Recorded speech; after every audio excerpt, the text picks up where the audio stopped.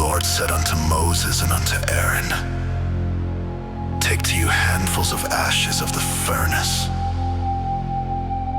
and let Moses sprinkle it toward the heaven in the sight of Pharaoh.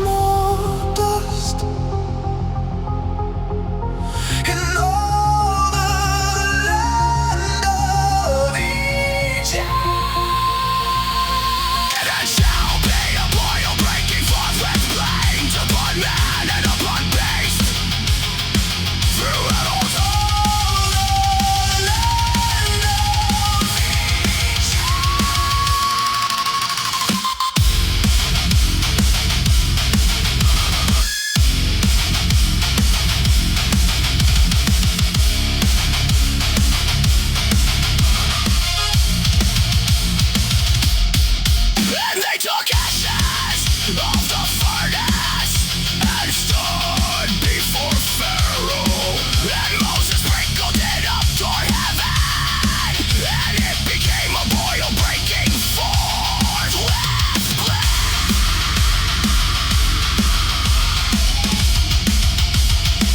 Upon man and upon beast,